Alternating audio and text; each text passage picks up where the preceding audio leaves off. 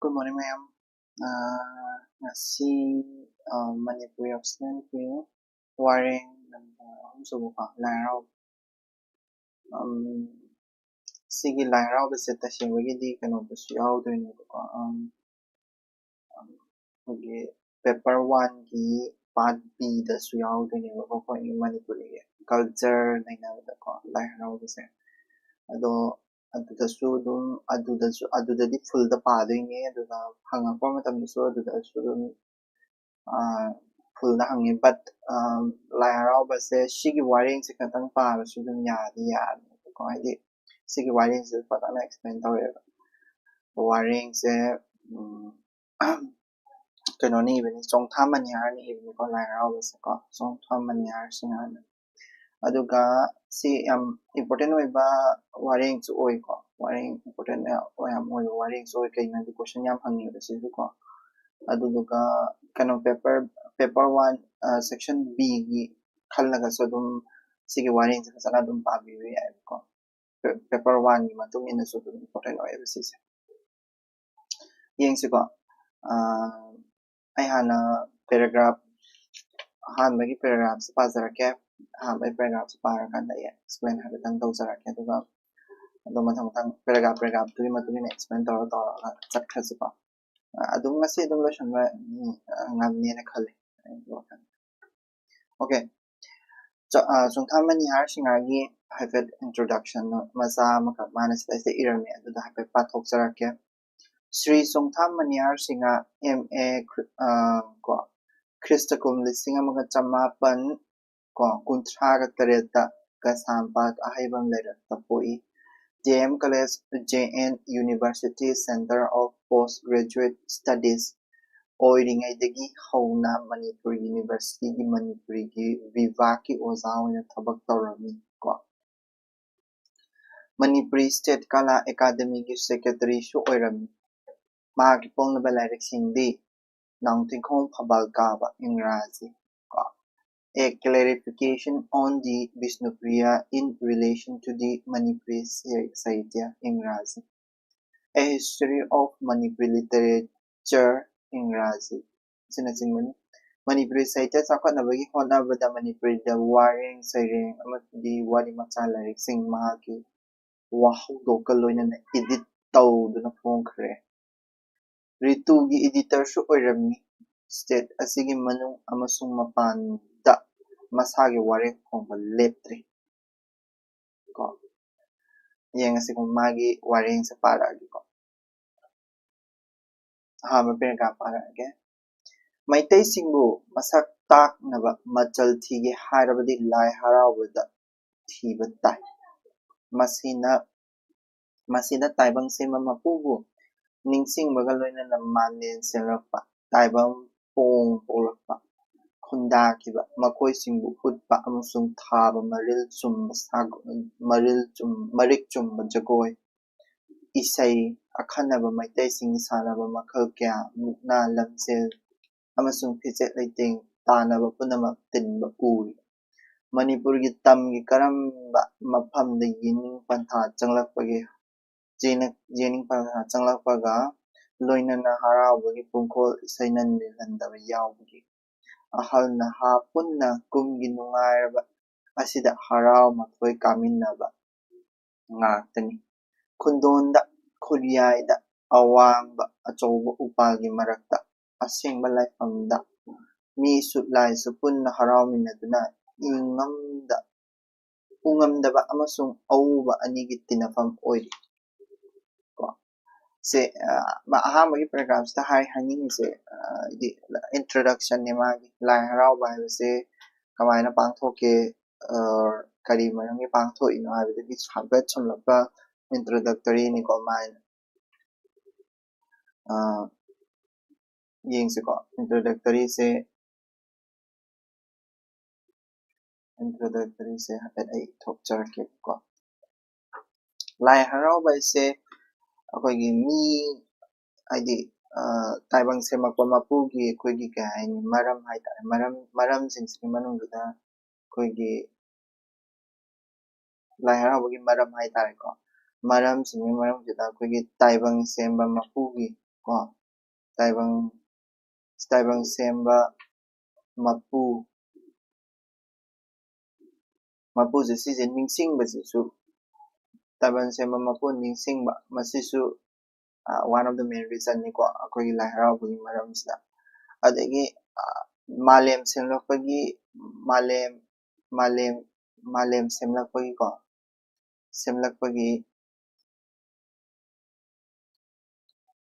malem semlakpagi sisu kaya ni malem semlakpagi se masi taknabagi su ko oidoineba ko haidi kano lai haraoba pangthokise adagi taibang polakpa ko taibang polakpa adagi taibang pong polakpa pong adi mi ko polakpa mi polakpa mi semlakpa ko adugumba adagi maduduga khundakiba moina kamaina khundakiba sise akoigi lai haraoba chatpa midi khangangani kaya ni akoigi jagoi sa matamda angang poli ka tawraga haidi angang semae mamit kano hana khoidau hana seme adagi laibak seme mit seme adu mathang seme khong seme ka haraga angang po ka matungda adagi ema adu chawkhale iru chathoe chawre khole tawre adu imung angang po pagi thoram kari kara haidi po matungda chawma kholaba loina imung singjum sengba khotpa tawre chawre adagi magi nupi nungsinaba nupi thengnare ko adudagi yum saro kari kara aduguma khundakibagi wari ka su loi yawbani ko loinama ko mun yengadi dum khangni ko adugumado adagi 4 subada su kadawe maduda jagoi makal mayam sai jagoi gi show maso weba haidi ko adagi isai mayam sai isai makal jagoi makal ko aduga lai haraoba je loirakanda matam amadadi sana khonamse su tum tawramne buda kangjai gumba adugumba lamjen gumba adugumba ko sana khonaba mayam su tawramne ko aduna lai haraoba haise si mayam yokhatnabagidamaktane si mayamse khangnabagidamaktane si mayamsina maram oirakanda lai haraoba haise akhoi darkar yam leine akhoi culture da akhoi tradition da ko adamna aduduni ko manas da sa hama paragraph ta harise habedi pangthoe se karam kanda yam pangthoe spring season yam pangthoe haidi masida suma harise lai haraoba haise kai gining pantha matamda yam pangthoe kai ko adagi aduga haidi mana haise lai haraoba haise yaurise lai kata haraoba nateba ko misu laisu punna harauminaba ko adigi kari ungamdaba habedi ishoruni ko aduga ouba habedi khoina miga ishorga tinnafa mafamni ko lai haraoba haise yani ko aduma lere paragraph ani subada karamna horai important oibada side horani ko sidaidi question hangba matangdi yawe karamna horai habasini ko haidi this masigi part yam karamna hori habse ai paragraph hom yawi masise pula pathok chara ke adu loga explain tarake ko karamna hori masi horakpagi matam amasung thoktok kanana su haiba ngamnade maitai kamna masagi laini horakpadagi thagonaраklabani haiba yai aikhoina panthoibi kungulda ihan hana khaba soksrongbagi mamau tarang khoinu chagi taloi maitai ningthogi machanupi panthoibina nongpok ningthogi mafamda chakhrabada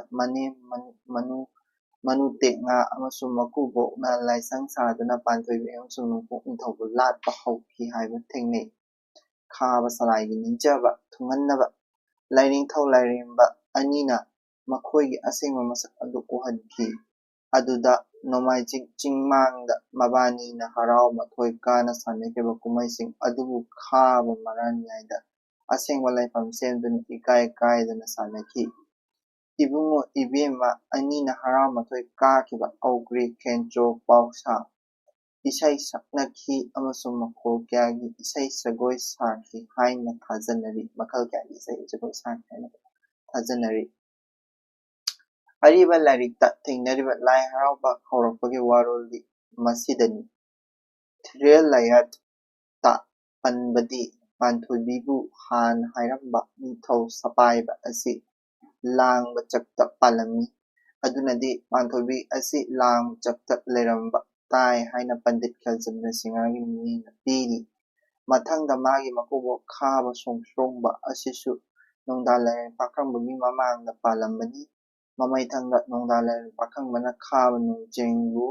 ngamduna khaba salai kangkong chaina kaidana chenaki amasung salai asigi masak naiba khaba nonganbadi maitai ningthauda changchakhi haraobaga mari leinaba phangba wari amasung itihas ke waroldi masidani hꯧꯖꯤꯛ ꯈꯨꯜꯂꯛꯇ ꯃꯥꯏꯕ ꯃꯥꯏꯕꯤꯁꯤꯡꯅ ꯂꯤꯅꯕ ꯍꯔꯥꯎꯕ ꯍꯧꯔꯛꯄꯒꯤ ꯋꯥꯔꯣꯜꯗꯤ ꯂꯩꯁꯦꯝꯂꯛꯄꯒ ꯃꯔꯤ ꯂꯩꯅꯩ ꯄꯟꯗꯤꯠ ꯀꯨꯜꯆꯟꯗ꯭ꯔꯒꯤ ꯃꯩꯇꯩ ꯂꯥꯏ ꯍꯔꯥꯎꯕꯗ ꯏꯔꯤ ꯑꯁꯤꯕꯅ ꯄ꯭ꯔꯤꯊꯤꯕꯤ ꯁꯦꯝꯕ ꯂꯣꯏꯔꯒ ꯇꯥꯏꯕꯪ ꯄꯥꯟꯕ ꯑꯁꯤꯗ ꯄꯥꯟꯅꯕ ꯖꯤꯕ ꯁꯦꯝꯕꯒꯤ ꯃꯔꯝꯗ ꯅꯨꯡꯕꯪꯅꯅ ꯂꯩꯔꯤꯉꯩꯗ ꯒꯨꯔꯨꯅ ꯇꯥꯏꯕꯪ ꯃꯄꯨ ꯃꯌꯥ ꯀꯥꯊꯣꯛꯇꯨꯅ ꯒꯨꯔꯨꯒꯤ ꯄꯤꯕꯨꯛꯅꯨꯡꯗ ꯇꯥꯏꯕꯪ ꯄꯥꯟꯕꯗ ꯄꯥꯟꯒꯗꯕ ꯊꯋꯥꯏ ꯄꯥꯟꯕ ꯄꯨꯝꯅꯃꯛ ꯎꯠꯄꯤꯕ ꯑꯗꯨ ꯎꯕꯗ ꯑꯁꯤꯕꯅ ꯅꯨꯡꯉꯥꯏꯕꯒ ꯂꯣꯏꯅꯅ ꯂꯥꯎꯗꯨꯅ ꯍꯧꯗꯣꯔꯛꯄ ꯑꯗꯨꯕꯨ ꯂꯥꯏ ꯍꯣꯏ ꯂꯥꯎꯕ ꯀꯧꯏ ꯄꯟꯗꯤꯠꯀꯤ ꯋꯥꯔꯣꯜ ꯑꯄꯥꯅꯅ ꯆꯥꯅꯕ ꯊꯣꯛꯇ꯭ꯔꯕꯁꯨ ꯀꯅꯥꯃꯠꯇꯅ ꯌꯦꯠꯇ꯭ꯔꯤ ꯀꯣ ꯑꯩꯈꯣꯏꯒꯤ ꯍꯧꯔꯛꯄꯒꯤ ꯋꯥꯔꯤ ꯁ꯭ꯇꯣꯔꯤꯁꯦ ꯄꯦꯔꯥꯒ꯭ꯔꯥꯐ ꯑꯍꯨꯝꯁꯦ ꯃꯥꯅ ꯁꯤꯗꯩꯁꯤꯗ ꯂꯥꯏꯔꯤꯛ ꯑꯍꯨꯝ ꯃꯥꯅ ꯄꯤꯔꯝꯃꯦꯕꯀꯣ ꯍꯧꯔꯛꯄꯁꯤꯗꯤ ꯑꯩꯈꯣꯏꯒꯤ ꯑꯗꯨꯝ ꯃꯌꯥꯝꯅ ꯌꯥꯅꯕ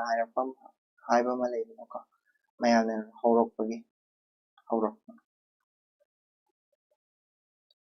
ꯍꯧꯔꯛꯄꯁꯦ ꯃꯌꯥꯝꯅ ꯌꯥꯅꯕ ꯈꯔ ꯑꯗꯨꯝ ꯂꯩ ꯃꯌꯥꯝꯅ ꯌꯥꯅꯔꯤꯁꯦ ꯀꯩꯅꯣ ꯍꯧꯔꯛꯄ ꯃꯇꯝꯁꯤꯕꯨꯗꯤ ꯃꯌꯥꯝꯅ ꯌꯥꯅꯔꯦ ꯍꯥꯏꯗꯤ ꯃꯩꯇꯩ ꯀꯥꯡꯂꯨꯞꯅ ꯃꯁꯥꯒꯤ ꯙꯔꯃ ꯃꯁꯥꯒꯤ ꯂꯥꯏꯅꯤꯡ ꯍꯧꯔꯛꯄꯗꯒꯤ ꯑꯗꯨꯝ ꯍꯧꯔꯛꯑꯕꯅꯤ ꯍꯥꯏꯕꯁꯤꯃ ꯃꯌꯥꯝꯅ ꯌꯥꯅꯔꯦꯕꯀꯣ ꯍꯥꯏꯗꯤ ꯍꯧꯔꯛꯄꯁꯦ ꯃꯇꯝꯁꯤꯕꯨꯗꯤ ꯑꯩꯈꯣꯏꯒꯤ ꯃꯩꯇꯩ ꯂꯥꯏꯅꯤꯡ ꯍꯧꯔꯛꯄꯗꯒꯤ ꯍꯧꯔꯛꯑꯦ ꯍꯥꯏꯗꯤ ꯌꯥꯅꯩ ꯃꯩꯇꯩ ꯂꯥꯏꯅꯤꯡ ꯍꯧꯔꯛꯄꯗꯒꯤ ꯂꯩꯔꯤꯕꯀꯣ ꯂꯥꯏ ꯍꯔꯥꯎꯕꯁꯦ ꯑꯗꯨꯝ ꯂꯩꯔꯦ ꯁꯤꯁꯤꯗꯤ ꯃꯌꯥꯝꯅ ꯑꯗꯨꯝ ꯌꯥꯅꯔꯦꯀꯣ ꯕꯠ ꯇꯧꯕꯇꯕꯨ ꯂꯥꯏꯔꯤꯛ ꯈꯔꯗ ꯄ꯭ꯔꯨꯐ ꯑꯣꯏꯅ ꯂꯥꯏꯔꯤꯛ ꯈꯔꯗ ꯄꯤꯌꯨ ꯍꯥꯏꯇꯥꯔꯒꯗꯤ ꯐꯣꯔ ꯏꯇꯤꯍꯥꯁꯀꯤ ꯂꯥꯏꯔꯤꯛꯇ ꯑꯏꯕꯗ ꯄꯤꯌꯨ ꯍꯥꯏꯇꯥꯔꯒꯗꯤ ꯑꯩꯈꯣꯏꯒꯤ ꯑꯍꯥꯟꯕ ꯂꯥꯏꯔꯤꯛꯁꯦ ꯑꯩꯈꯣꯏꯅ ꯄꯥꯟꯊꯣꯏꯕꯤ ꯈꯣꯡꯒꯨꯜ ꯁꯤꯁꯤꯕꯨꯗꯤ ꯀꯩꯅꯣꯒꯤ ꯄꯦꯄꯔ ꯅꯝꯕꯔ 2ꯒꯤ ꯁꯦꯛꯁꯟ Aꯗ ꯌꯥꯎꯕꯗꯨꯅꯤꯀꯣ ꯁꯤ ꯄꯥꯟꯊꯣꯏꯕꯤ ꯈꯣꯡꯒꯨꯜꯁꯦ ꯃꯌꯥꯝ ꯄꯥꯕꯤꯔꯝꯃꯒꯗꯤ ꯈꯪꯒꯅꯤ ꯀꯣ ꯑꯗꯨꯗ ꯄꯥꯟꯊꯣꯏꯕꯤ ꯈꯣꯡꯒꯨꯜꯗ ꯑꯗꯨꯝ ꯌꯥꯎꯕꯅꯤ ꯂꯥꯏ ꯍꯔꯥꯎꯕꯒꯤ ꯃꯇꯥꯡꯗꯀꯣ ꯄꯥꯟꯊꯣꯏꯕꯤꯅ ꯀꯃꯥꯏꯅ ꯇꯧꯈꯤꯕ ꯌꯥꯝꯅ ꯍꯥꯏꯗꯤ ꯋꯥꯔꯤꯗꯣ ꯃꯥꯅ ꯁꯤꯗꯩꯁꯤꯗꯁꯨ ꯄꯜꯂꯝꯃꯤꯁꯦ ꯀꯩꯅꯣ ꯑꯩꯈꯣꯏꯒꯤ ꯁꯦꯜꯂꯣꯏ ꯂꯥꯡꯃꯥꯏꯗ ꯄꯥꯟꯕ ꯅꯣꯡꯄꯣꯛ ꯅꯤꯡꯊꯧ ꯀꯣ ꯍꯥꯏꯗꯤ ꯅꯣꯡꯄꯣꯛ ꯅꯤꯡꯊꯧꯒꯤ ꯃꯅꯥꯛꯇ ꯆꯠꯈ꯭ꯔꯅꯤꯀꯣ ꯃꯅꯦꯝ ꯀꯣ ꯑꯗꯒꯤ ꯃꯀꯨꯕꯣꯛ ꯃꯅꯦꯝ ꯃꯀꯨꯕꯣꯛ ꯃꯅꯨꯇꯦꯛ ꯉꯥꯒ ꯍꯥꯏꯀꯣ ꯃꯣꯏꯒꯤꯗꯤ ꯍꯥꯏꯗꯤ ꯀꯩꯅꯣꯁꯤꯡꯁꯦ ꯍꯥꯏꯗꯤ ꯃꯅꯦꯝ ꯃꯀꯨ ꯃꯌꯥꯝꯁꯦ ꯀꯣ ꯑꯗꯨꯒ ꯍꯥꯏꯗꯤ ꯂꯥꯏꯁꯪ ꯁꯥꯗꯨꯅ ꯄꯥꯟꯊꯣꯏꯕꯤ ꯑꯃꯁꯨꯡ ꯅꯣꯡꯄꯣꯛ ꯅꯤꯡꯊꯧꯁꯦ ꯂꯥꯠꯇꯣꯏꯅꯦꯕ ꯃꯅꯦꯝ ꯃꯀꯨꯕꯣꯛꯁꯤꯡꯁꯤꯅ ꯀꯅꯥꯏ ꯃꯅꯦꯝ ꯃꯀꯨꯅ ꯄꯥꯟꯊꯣꯏꯕꯤꯒꯤ ꯃꯅꯦꯝ ꯃꯀꯨꯕꯣꯛ ꯈꯥꯕꯗ ꯃꯥꯁꯦ ꯏꯍꯥꯟ ꯍꯥꯟꯕꯗ ꯃꯌꯨꯝ ꯍꯥꯟꯅ ꯄꯥꯜꯂꯤꯗꯅꯀꯣ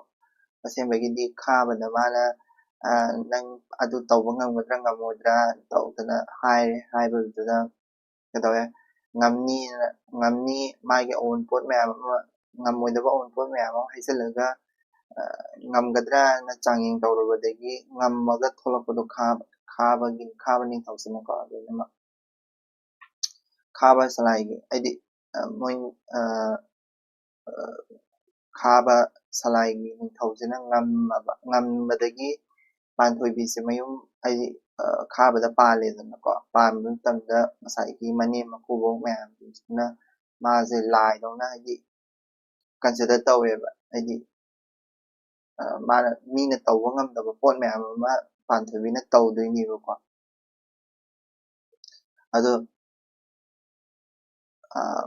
adugi waridone haidi adugi panthoibi khongol haise panthoibina haurakpagi panthoibina mayum panba panthoibigi kaini aduduga last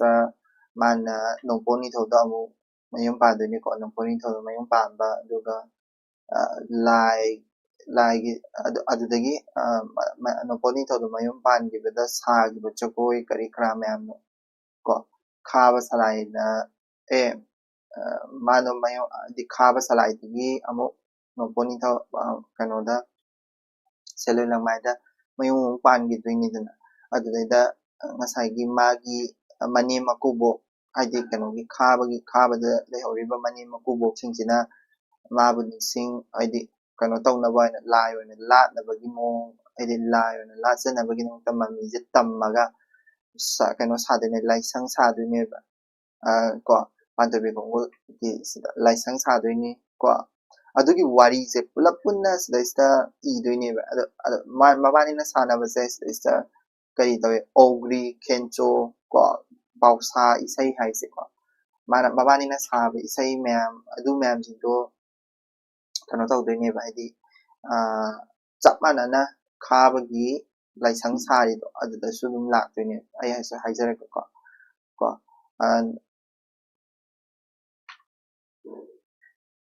khaba manem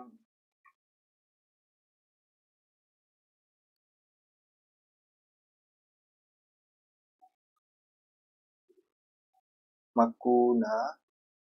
ko khaba manem makuna nongpo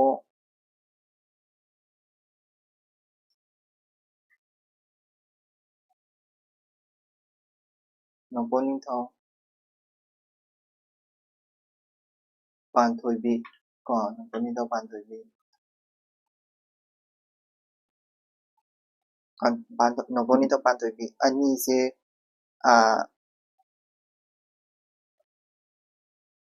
haidi mabani sigi haidi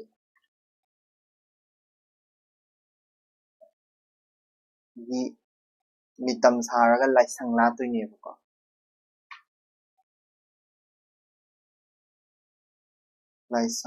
laisang saduna latpagi warise laisang saduna iratkibagi warinebako iratpa adagi kari moi mabanina saramba haidi mabanina saramba akhoi harau mathoi kakibagi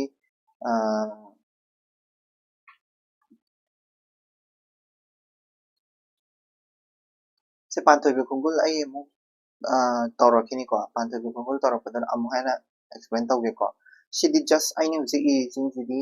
magi laik kanodada hujiki warengduda yaurambado khaktani ko haidi warengduda hangmanina warengduda yaubado khatang khubisebako henjana hapchalugumseba ko harau mathoi kabagi ogri ko kencho si lai harau loi chongmani ko pausa saiga loinana saknaba sakpa sigi juju panthoibi khongolda yaudoine ko makal mayam ama sagibase ko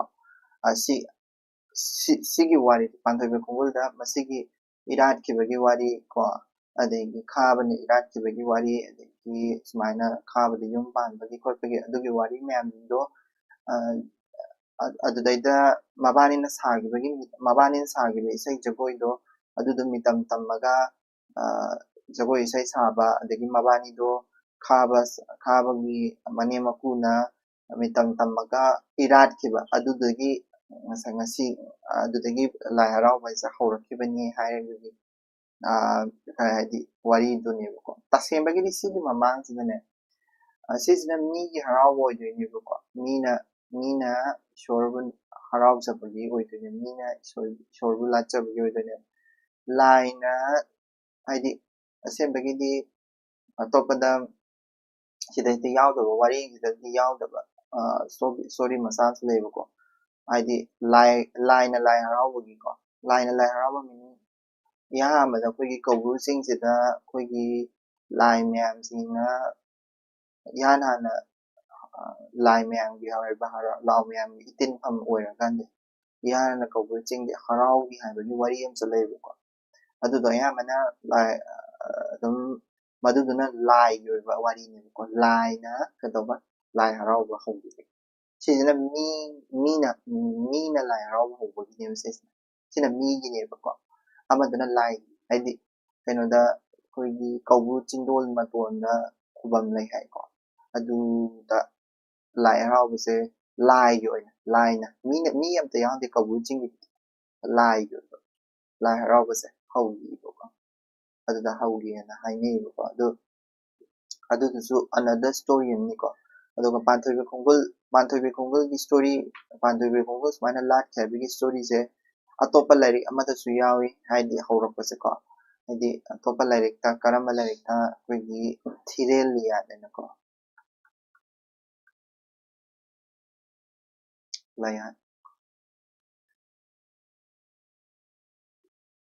ꯊꯤꯔꯦꯜ ꯂꯥꯌꯥꯠꯁꯤꯗꯁꯨ ꯉꯁꯥꯏꯒꯤ ꯄꯥꯟꯊꯣꯏꯕꯤꯒꯤ ꯋꯥꯔꯤꯁꯦ ꯑꯗꯨꯝ ꯌꯥꯎꯋꯦꯀꯣ ꯄꯥꯟꯊꯣꯏꯕꯤꯅ ꯃꯥꯒꯤ ꯋꯥꯔꯤꯗ ꯄꯥꯟꯊꯣꯏꯕꯤꯅ ꯍꯥꯟꯅ ꯍꯥꯏꯔꯝꯕ ꯍꯥꯏꯗꯤ ꯄꯥꯟꯊꯣꯏꯕꯤꯁꯦ ꯃꯥꯁꯦ ꯃꯥꯕꯨ ꯄꯥꯝꯖꯩꯑꯅ ꯍꯥꯏꯔꯝꯕ ꯅꯨꯄꯥ ꯑꯣꯏꯗꯣꯏꯅꯦꯕ ꯁꯤꯗꯅ ꯅꯤꯡꯊꯧ ꯁꯄꯥꯏꯕ ꯀꯣ ꯅꯤꯡꯊꯧ ꯁꯄꯥꯏꯕꯁꯦ ꯂꯥꯡꯕ ꯆꯠꯇ ꯄꯥꯜꯂꯝꯕ ꯅꯤꯡꯊꯧ ꯑꯁꯦꯡꯕꯒꯤꯗꯤ ꯁꯤꯁꯦ ꯈꯥꯕꯅꯤꯀꯣ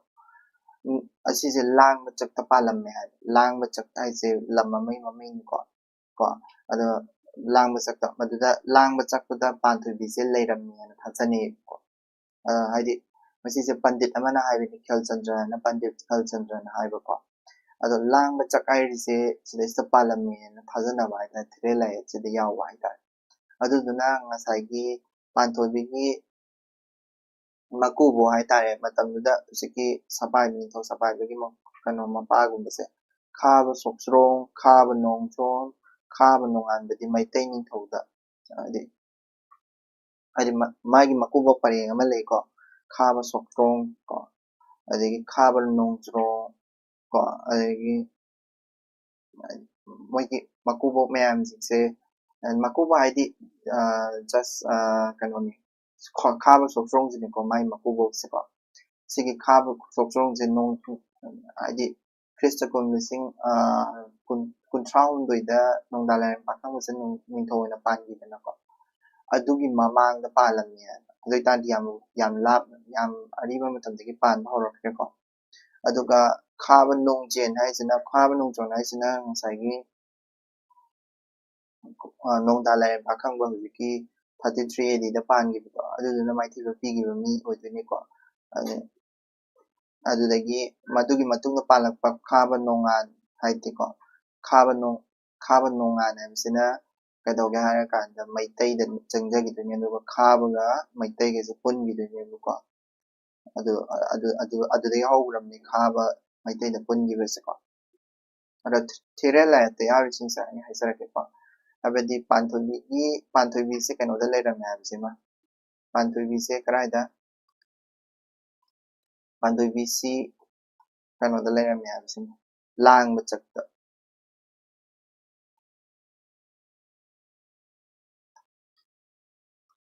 ꯂꯩꯔꯝꯃꯦ ꯀꯩꯒꯤꯅꯣ ꯃꯥꯁꯦ ꯂꯥꯡꯕ ꯆꯛꯇ ꯂꯩꯔꯝꯃꯦ ꯍꯥꯏꯁꯦ ꯂꯥꯡꯕ ꯆꯛꯁꯦ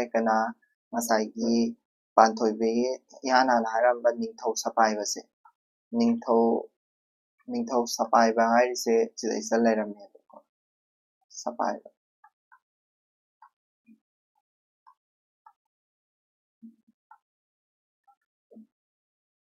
ꯅꯤꯡꯊꯧ ꯁꯄꯥꯏꯕꯁꯤꯅ ꯏꯍꯥꯟ ꯍꯥꯟꯅ ꯂꯩꯔꯝꯕ ꯃꯐꯝꯅꯦꯕ ꯂꯥꯡꯕ ꯆꯛꯁꯦ ꯑꯗꯨꯗꯨꯅ ꯄꯥꯟꯊꯣꯏꯕꯤꯁꯤꯁꯨ ꯁꯤꯗ ꯂꯩꯔꯝꯃꯅꯦꯕ ꯍꯥꯏꯗꯤ ꯃꯥꯏ ꯃꯌꯨꯝ ꯄꯥꯜꯂꯕꯅꯤꯅꯀꯣ ꯊꯤꯔꯦꯜ ꯂꯥꯏꯌꯦꯠꯇ ꯍꯥꯏꯔꯤꯁꯦ ꯑꯗꯨꯗꯨꯅ ꯁꯤꯁꯦ ꯀꯅꯥꯅ ꯍꯥꯏꯕꯅꯣ ꯍꯥꯏꯔꯒꯗꯤ ꯑꯩꯈꯣꯏꯒꯤ ꯄꯟꯗꯤꯠ ꯈꯦꯜꯆꯟꯗ꯭ꯔꯅ ꯍꯥꯏꯕꯅꯤꯀꯣ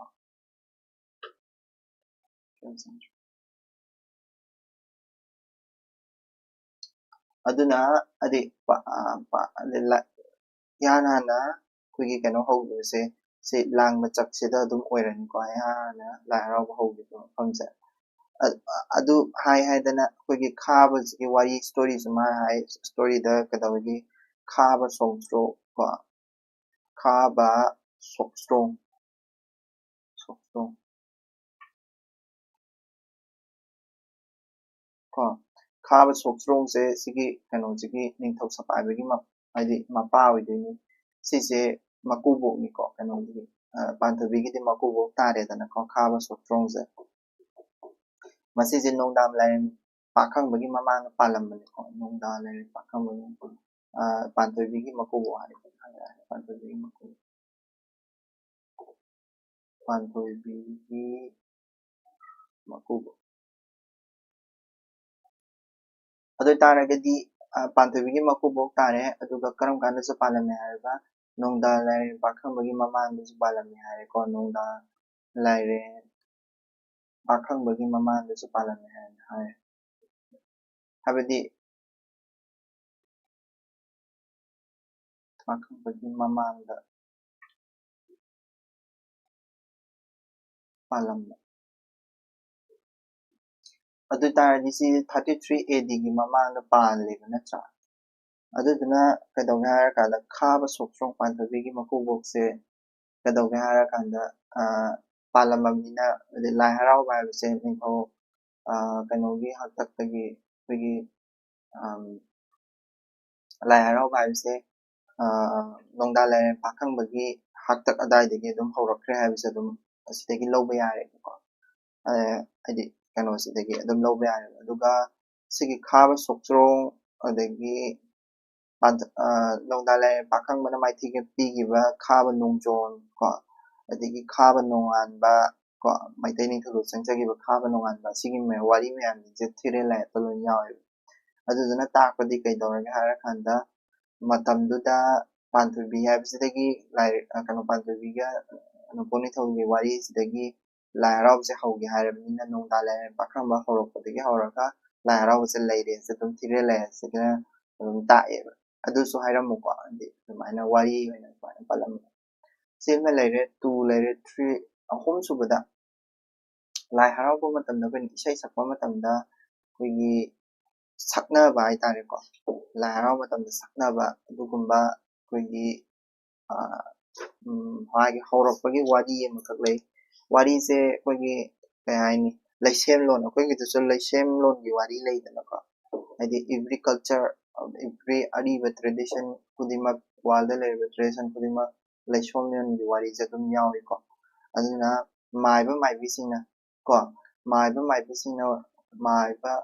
maibisingna linaba wari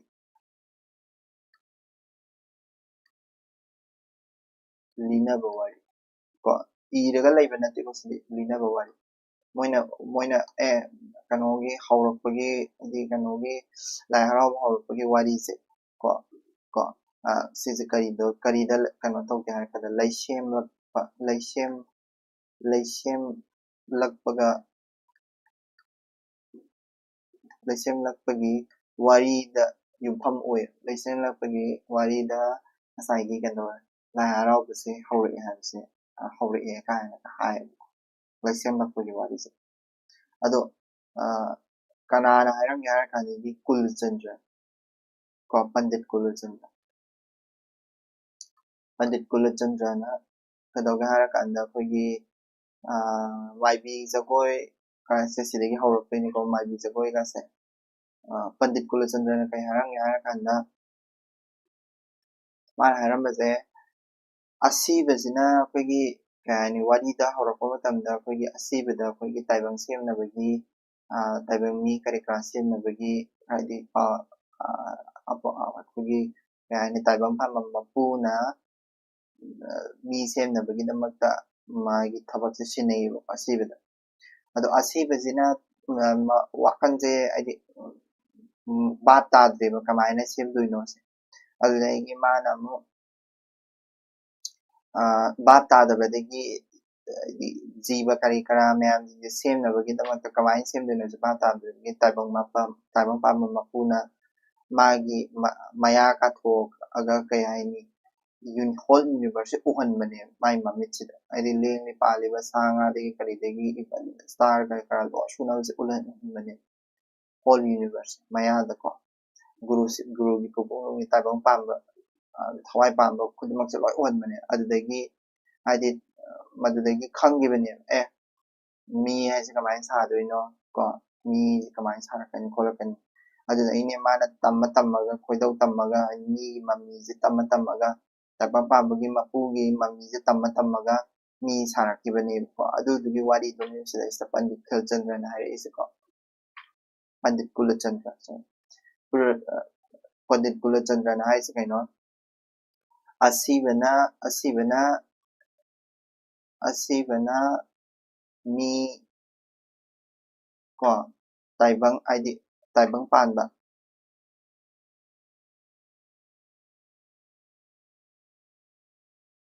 taibang panba taibang panbada pangadaba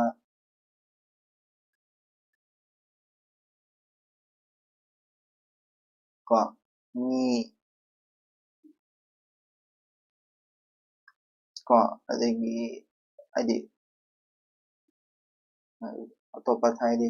thawai panba punama koigi kenodagi adi magi maya ka thoga olmuko taibang mapugi mapuna maya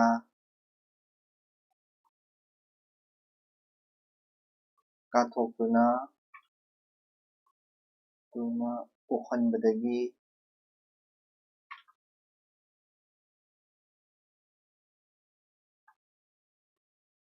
semki ko adagi semgi adu sembado adudugu mixing boy na kana tawni adi haini asibana taibang pamba pangadaba mi thawai panba punamakse semgi kaino taibang mapugi mayada ubado matau tambaga ko adudugu akoina koigi sigi pandit kulchandra na haise masidagi hawgibani Lai Haraoba ko aduda asibana masise semkiba ko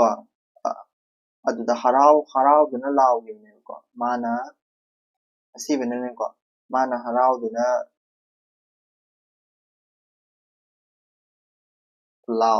laubado kari kamai launi harauduna laubase akoina Lai Haraoba laubado ko laubase kadaba Lai Haraoba lauba am leidane lai hoi lauba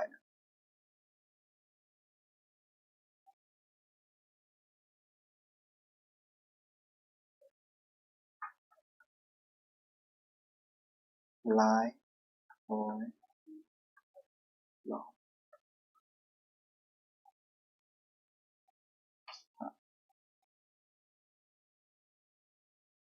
to harauduna lauduna hongdokpa se hongdokpa se lai hoi lauba kaunakhiyeबको ado asmaina aidi lai hoi lauba haise asibaduna taibang pama mapuna taibang da pangadaba mi sanga punamakse ulakpadagi mana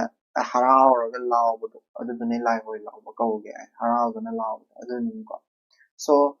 sini haidi history haitara magi wareng sida irambado this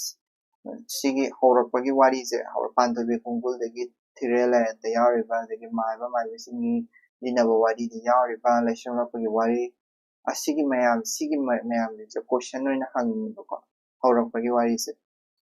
sikaktang oina aduduna sigi paragraph ani haitare ko sida iramiba paragraph ani aina kitang mudi tension laga su sing main point di sikaktani sigi main point se phajana phaba machangni ko pharaga paikada se paikada yam hangni horakpagi wari se ko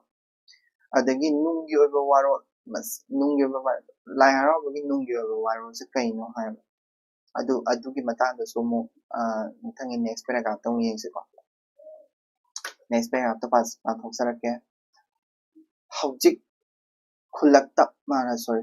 nunggi waro chale kumai asi paragraph kyano ma suri paragraph ani ahum or mane ko nunggi waro chida yam nunggi waro se yam nului ko ai pathoksarak ke tamna nunggi waro da kumai asi laininga mari leinaba pangtokpa maramna masi pangtokpa gi thoram pare ahoba nomagi amasung aroibada yarima masasing nunggi waro kya chenari ko chumi ko nunggi waro yam chenai ma se ade haurakpadagi hauraga loiba phawbase nunggi waro yam loinamak yawebuko mi kanglup asigi punsigi thajabani matang asida laikhidraba pandit chandra singha gi maitai lai haraoba da yariba makhagi miyeng asida khwaidagi chunaba thokpa oina uri guru sidabana ising tarangda mathanta lerambadagi taibang panba asi semkhibagi thoram pareng adu ningsingduna lai ga magun chawhanbani ko aduda lai na penbiduna miyoibagi aikhoigi yaifaba pibibani manipurgi lai haraobada kananasu lai haraobagi mahai ninade maram aduna thoram parengi tangka khudingmakta thajanabagi nungi sarup adu telapna nainaba yai ko maitai lai haraobagi aidi kasu maitai lai haraoba matamda koigi mahai kesu ninade masana dum pibiramra ngatane ba haibedi ningsingna lai ge magun thai thajaba lai haraoba tawrisu ko guru sidabana lai aidi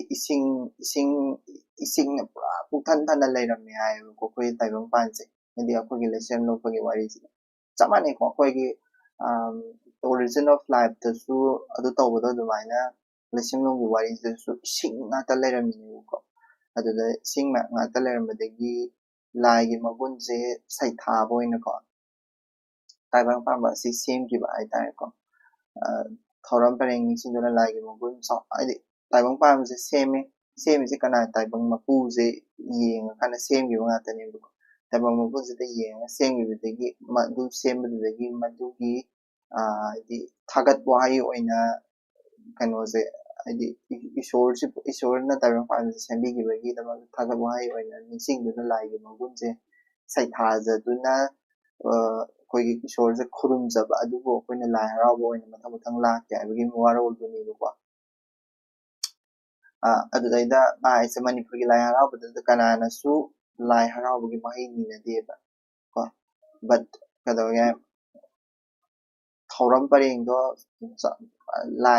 laiduda penbiba oina koina isai sakpa adagi laidu thagatpa oina koina taibang pama mapujina sembirakpagi laidu thagatpa oina isai sakpa jagoi saba aduduni ko lai haraoba aise simple oina ko next paragraph ta ahanba hobagi ikouba haibasina laisembagi chawrba saruk ama taknu honari tharam asi khayom lakpana hana hawi khayomda laron ahumna cheng yerumbu yomi taibang pamba mapubu masing laknamdaba taibang pan kayana koiduna lairiba mai ising nungsit ahumna yomduna thamba utpagi masakni yerumna taibang mapugi guru sidabagi masakni sanalo palangthreina yerum manungda haptuna matona langthrei matol ahum theliba aduna guru sidabagi masada laisemba laingakpa laitakpa pangal ahum punna lai haiba takli yerumbu yomliba cheng marusingna masing naidaba taibang kya lairi haiba utpagi mawongni guru sidabana mayamda lairaga kanagumba panditna yerum chengbu taibang sembagi mahut oina lauduna lengi palibagi haurakpa maruni haina launabasu lai yaifuga layomga ani tuna tingliba hirilangna taibang panbada lairiba lengi paliba punamak asi amaga singsinaduna pangal amada phaduna thambagi mawongni ikauramdaida isingda konyai thai amasung masina leibak ningthaugi leibak ningthau thanadabagum guru leimaren thanadaba utli lai haraobagi mamangda lai ikauba pangthokpa asina ahanbada taibang asi ising tarangni masakni amasung taibang mapugi khongloi laising taibang pamba semlaba tungda kangphanda kakhatlagani haiba utli laisemba haurakpada Harabana leipak thugairaklabada nongthang leimana kanki madugi pangkhak kumna ikauramdaida maibina ising mapanda haraoba adu kaidanaba jagoi sai mathana tatleiramba taibang mapuna masak ani puthoktuna taibang semki masi maibina layom ani pairaga isingda luptuna ikauraga tungda khaidoktuna laingthau lairemari ihai fuda togan hapana tai laisang yaurappada laingthauna layomdagi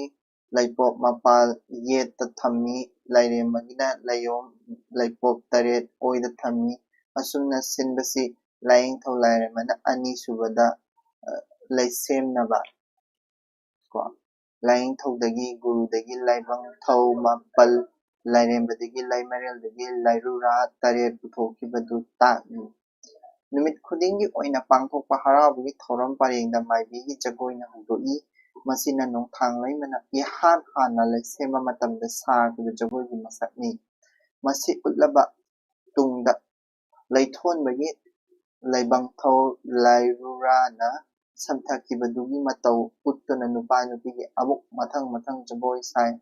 madu loiraga laibaugi khutheksing thawai panba senkibagi mawngsing utli laibaula thariba asi ising tarang oiringaida taibang mapuna guruna leirambadagi matau ningsinghalli sigi tinggi chongphong asigi marakta maibina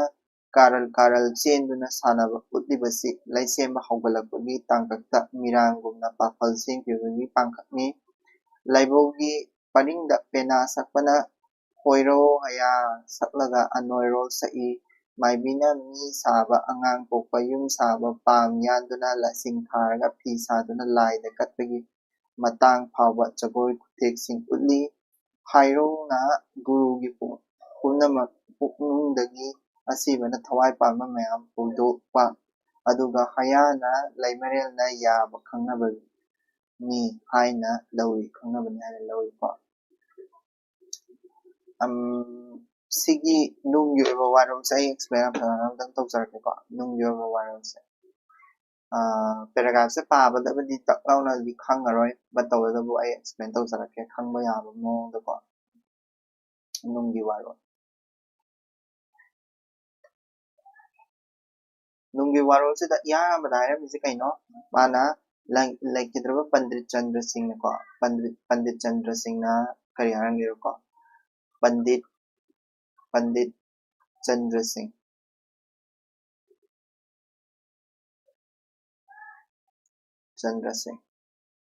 pandit chandra singh na kari harangi harakana akoigi maitai lai haraubase akoigi kai haini guru sidaba haibadi akoigi taibang paba guru haibadi ko asambadi guru sidabana akoigi taibang pabase hauba ko taibang pabase ising tarang hana oirambadagi ising ngakana thallaga leirambadagi guru sidabana kadawe ko guru sidabana mathanta ising tarang mathanta ising tarangda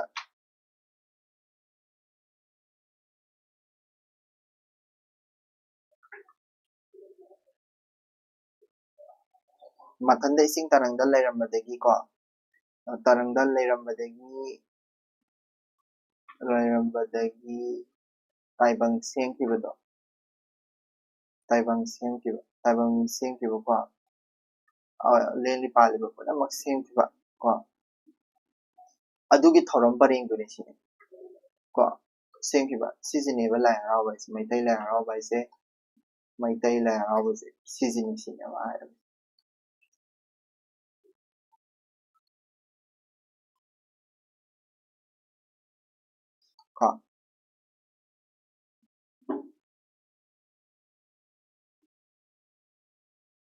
ko aidi taibang guru sidabana ising tarangda leirambadagi taibang mi hauja semkiyena taibang mi dagi kari kara ahingbaji semkiyena madudubu thagatpa oina madudubu kari haiba magundu chauhanba oina magun chauhanba meaning magundu thagatpa oina ꯑꯩꯈꯣꯏꯒꯤꯀꯣ ꯊꯥꯒꯠꯄ ꯑꯣꯏꯅ ꯁꯨꯝ ꯑꯩꯈꯣꯏꯅ ꯊꯧꯔꯝ ꯃꯌꯥꯝ ꯑꯃ ꯇꯧꯔꯛꯄꯗꯣ ꯑꯗꯨꯗꯨꯕꯨ ꯑꯩꯈꯣꯏꯅ ꯃꯩꯇꯩ ꯂꯥꯏ ꯍꯔꯥꯎꯕ ꯍꯥꯏꯅ ꯀꯧꯋꯦꯕ ꯁꯦꯝꯈꯤꯕꯗꯣ ꯃꯗꯨꯗꯣ ꯊꯥꯒꯠꯄ ꯑꯣꯏꯅ ꯁꯨꯝ ꯑꯩꯈꯣꯏ ꯊꯕꯛ ꯊꯧꯔꯝ ꯂꯥꯏꯗ ꯏꯁꯣꯔꯗ ꯀꯠꯆꯩꯗꯅꯀꯣ ꯑꯗꯨꯗꯣ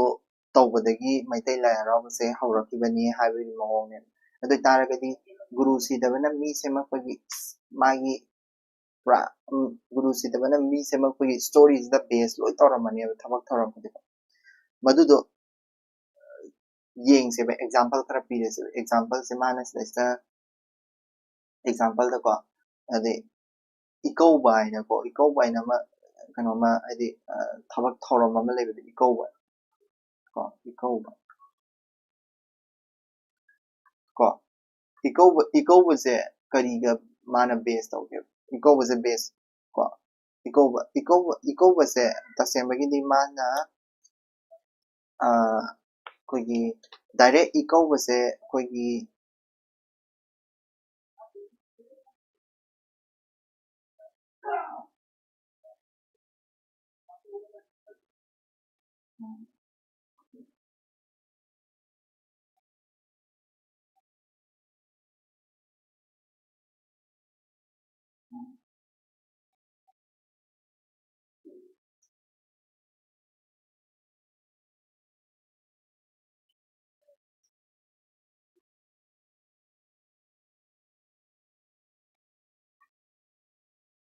ꯂꯩꯁꯦꯝꯕꯒꯤ ꯁꯔꯨꯛꯅꯦꯕ ꯁꯔꯨꯛ ꯑꯃꯅꯤ ꯍꯥꯏꯅ ꯆꯥꯡꯗꯝꯅꯩ ꯀꯣ 이거부터 ꯂꯩꯁꯦꯝꯕꯅꯤ ꯍꯥꯏꯕꯒꯤ ꯃꯑꯣꯡꯗ ꯑꯩ ꯍꯥꯏꯔꯛꯀꯦꯕ 이거부터 ꯇꯧꯕ ꯊꯕꯛꯁꯦ ꯍꯥꯏꯔꯛꯀꯦꯀꯣ ꯑꯍꯥꯟꯕꯗ 이거부터 ꯑꯩꯈꯣꯏꯒꯤ 이거부 ꯍꯥꯏꯁꯦ ꯑꯩꯈꯣꯏꯒꯤ ꯂꯥꯏꯁꯦ 이한 ꯑꯍꯥꯟꯕꯗ ꯂꯥꯏꯁꯦ ꯍꯌꯦꯡ ꯍꯔꯥꯎꯗꯣꯔꯦ ꯍꯥꯏꯇꯥꯔꯒꯗꯤ ꯂꯥꯏꯁꯦ ꯑꯍꯥꯟꯕꯗ ꯑꯩꯈꯣꯏꯒꯤ ꯗ꯭ꯔꯦꯁ ꯅꯨꯡ ꯀꯥꯅ ꯐꯤ ꯍꯥꯟꯅ ꯁꯦꯠꯂꯅꯤꯀꯣ ꯑꯗꯨꯒꯤ ꯃꯇꯨꯡꯗ 이거ꯧꯗꯣꯏꯅꯤꯀꯣ ꯑꯗꯣ 이거ꯧꯕꯁꯤ ꯇꯧꯗ꯭ꯔꯤꯉꯩꯗ ꯑꯩꯈꯣꯏꯒꯤ 이거ꯧꯕꯗ ꯆꯪꯕ ꯃꯤ ꯃꯌꯥꯝ ꯑꯗꯣ ꯍꯥꯏꯔꯛꯀꯦꯀꯣ ꯃꯊꯪ ꯍꯥꯏꯗꯤ ꯃꯈꯥ ꯇꯥꯕꯗ ꯑꯗꯨꯝ ꯍꯥꯏꯔꯛꯀꯦ 이거ꯧꯕꯁꯤꯗ ꯑꯩꯈꯣꯏꯒꯤ 이거ꯧꯕ ꯇꯧꯔꯤꯁꯦ ꯀꯩꯒꯤꯅꯣ ꯍꯥꯏꯔꯒꯗꯤ ꯂꯥꯏꯁꯦ ꯂꯥꯏ ꯀꯧꯈꯠꯄꯒꯨꯝꯕꯅꯦꯕ ꯂꯥꯏꯁꯦ ꯂꯥꯠꯅꯕꯒꯤꯗꯃꯛꯇ ꯑꯩꯈꯣꯏꯅ ꯃꯐꯝ ꯑꯃꯗ ꯑꯩꯈꯣꯏꯒꯤ ꯀꯔꯤ ꯍꯥꯏꯅꯤ ꯄꯨꯈ꯭ꯔꯤꯒꯨꯝꯕ ꯑꯃꯗꯀꯣ ꯅꯠꯇ꯭ꯔꯒ ꯏꯁꯤꯡ ꯂꯩꯕ ꯇꯨꯔꯦꯜ ꯃꯆꯥꯒꯨꯝꯕ ꯑꯃꯗ ꯑꯩꯈꯣꯏꯒꯤ ꯂꯥꯏꯁꯦ ꯏꯀꯧꯗꯣꯏꯅꯦ ꯂꯥꯏꯁꯦ ꯀꯧꯈꯠꯇꯣꯏꯅꯦꯕ ꯑꯗꯨꯗ ꯂꯥꯏ ꯀꯧꯈꯠꯄꯁꯤꯗ ꯀꯩꯗꯧꯒꯦ ꯍꯥꯏꯔꯀꯥꯟꯗ ꯂꯥꯏꯁꯦ ꯂꯥꯠꯅꯕꯒꯤꯗꯃꯛꯇꯅꯤꯀꯣ ꯂꯥꯏ ꯀꯧꯈꯠꯄꯁꯦ ꯁꯤꯁꯦ ꯁꯨꯝ ꯍꯥꯏꯗꯤ ꯏꯍꯥꯟ ꯍꯥꯟꯅ ꯂꯥꯏ ꯍꯔꯥꯎꯕꯒꯤ ꯏꯍꯥꯟ ꯍꯥꯟꯅ ꯇꯧꯕ ꯏꯟꯁꯤꯗꯦꯟ ꯑꯃꯅꯤꯀꯣ ꯑꯗꯣ ꯁꯤꯁꯦ ꯂꯩꯁꯦꯝꯂꯣꯟꯒ ꯂꯣꯏ ꯃꯥꯟꯅꯩ ꯑꯩ ꯍꯥꯏꯔꯛꯀꯦꯕꯀꯣ ꯂꯩꯁꯦꯝꯂꯣꯟꯒ ꯃꯥꯟꯅꯩ ꯍꯥꯏꯗꯣ ꯑꯩꯈꯣꯏꯒꯤ ꯈꯌꯣꯝ ꯂꯥꯛꯄ ꯍꯥꯏꯅ ꯑꯃ ꯇꯧꯋꯦꯕ खयोम लाकपा इकौबसिदको खयोम लाकपा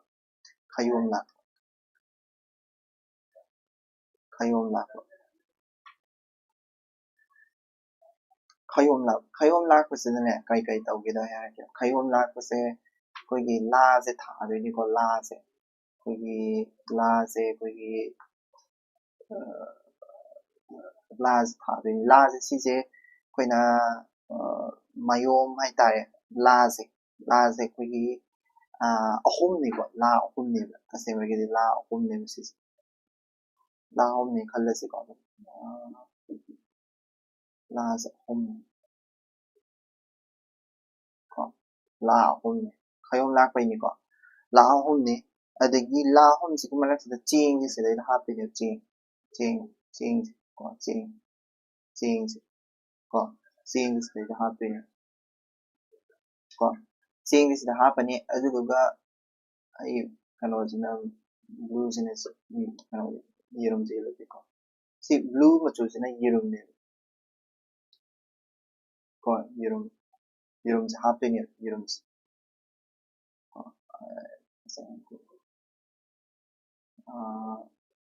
सिने चेंगेबको चेंगे सिजना को चेंग यातने को सिदा अदुदा सिगे ब्लू मचुसिना येरुम को येरुम से सी मतोंजिदा तोंगनदोइने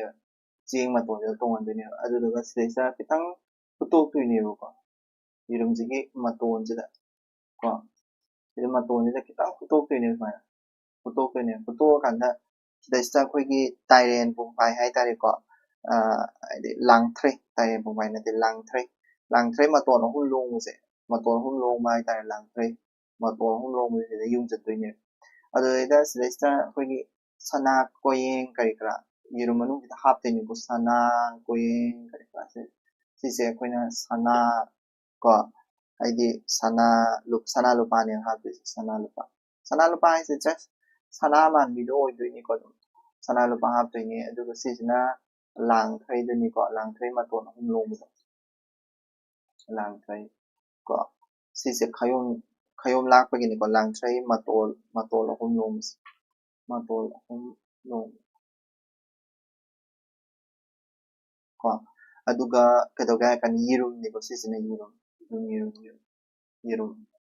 ꯀꯣ ꯌꯦꯔꯨꯝ sina ching ko sina ching aduga sina la se la hum dani ko khayom la hum ne tha do ko ado la ron hum se sigi la hum se this la hum sai ta la hum se la ron hum sigi la ron hum se ta ise kai no this la ron hum masigi la ron hum se ta ise atai kem na te mai ising nungsit ne mai kare mai ising koi taibang pan ma taibang se ka dawe mai ising nungsit ne yo maga lei ko aduna khayom lakpa matamda koi khayom se sigi mai ising nungsit ne yo mi hai na mai ising nungsit se ahum la ahum jin tai se mai ising nungsit ne la ro hum de tai adu duga sigi khayom se para yom jal la kan da lang da doi ni ko lang da doi ni khayom lakpa in doi ising da lang da doi ni yana ma sigi ikau ba hai sigi thoram ji da khayom lakpa se tawe ado khayom se la aga lang da doi ni lang da bista look chupla look raga di am phai kai na kai nei ko afaba phone ne isona changbi de kai look to bi da taw raga di da phatte kai hai ni ko adagi langthrai ma to hom se da langthrai ma to hom sina khoi da tai se khoi gi ahum ma to hom se ko langthrai ma to hom se ma to hom smai long ni na ko se ma to hom sigi ma to mai ma to sina kai tai no haraga di lai se ma tai ko adagi sigi ma to sina kai tai ko lai nga ko tai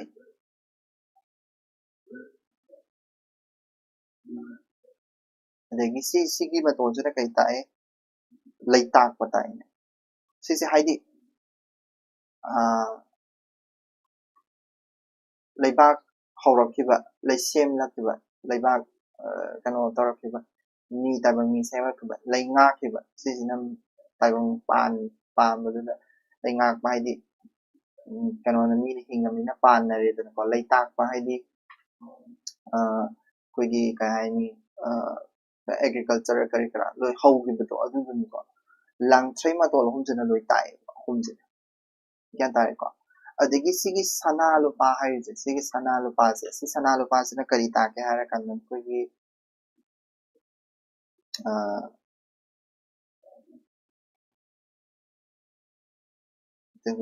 sana lupa se si ase magi sigi sana lupa se adagi sigi sana lupa se ne plus yerum se ne ko yerum se sigi yerum se ne ko gi taibang mapu ne na khane yerum se ne pura sana lupa se na taibang mapu se aidi taibang mapu se da thon ba do oi den sana lupa se na guru sidabani na long nei se yerum se kai na guru sidabani ko sana lupa se na guru sidabada thon ba guru sana lupa se na guru sidabada thon ba di set pa do ko adudani adagi sigi ching je maru yam yam ni dana ko ching je sigi ching je na describe to je ma gi akoi bi da ching ngam ma lai dana ko ching ngam ni na koi gi taibang ji da lai ba koi gi taibang mi oi sing je ne taibang mi oi ji yam ni dana ko taibang jingjel ka hainayda ko taibang miyoy singsine aduduga sigi yomjala thadagidoine then khayom lakpa haise ko yarina ba ado atopa mina su sigi yirumje kayena lawge harakanda koigi kay taibang maru ni taibang maru hunba koi mi sarapon tamna taibang maru tawraga saidana ko koi khangedana ko pa pi maru na saidana adudu oidoine adudu ne ka aina basu khana hainei ko padat khara na di but awada se this reason do si khayom lakpada mana sigi lai haraoba da khayom la is ko iko da khayom lakpa is tawe do adu khayom la is sin ko reason do adagi ihai pu koi ihai pu irupa masulai ko ihai pu irupa duna next ihai pu irupa sina kamain tawge adu yesi ko ihai pu irupa ihai pu ko ihai pu gi ihai pu ihai irupa nate ihai pu gi ikauba haitare ko ikauba ihai pu da myam ama tawe kano thabak myam ihai pu ju tawra ko koigi sigi kano se lai ikauba chappa sida koigi ihai pu ani pugane ko ihai pu ani se kanana pugane koigi lai ikauba chappa sida ihai pu puba nupa ani chakane ko phi ni yom ne ko ihai pu se phi ni yom ni nupa ani du su koigi chong ga khandana song ani satin na mamam khallaga maninda chapane ko nupa ani swai da nupa ani kano koyet ge yela kanda chong ana swai tawa satin ani na swai na khallaga ko satin ani na swai khallaga nupa ani swai chakane nupa ani mana nupa ani duna pai doine ro ngasai gi kana ihai pu se ko swai na ihai pu se pai doine che na pai doine ko mai gi khoidong ma para thammaga swai paira chattuine khoidong ma para thammaga ko ihai pu se aduga maningda inani ba ihai pu se paira ko ihai pu ani ni ko pai doise adu ihai pu ani se paira ga maningda inani ba kana mamangda chappa mi myam am lei ko haidi si ikauba chappa matamda koi pareng se koi ikauba chappa matam sida maiba maibi duna sai kari kara du saga maiba maibi duna sai kar ka sa ani mathangda kani nupi nupa myam am chattoine pareng wana ko adu pareng chappa maningda inadoine mas ihai pu paiba nupa ani se ko adugi sigi ihai pu pairiba nupa ani sina pairise oi thangba yet thangba tongan lei ko oi thangba yet thangba se asise tawraga koigi ngasai gi ihai pu sidagi koigi thauri ga ting thauri haisine lang ga ting doine ko ihai pu ani sidagi adugi lang ihai pu ani sidagi lang ga tinga kanda koigi ngasai gi lang sina kanoda koigi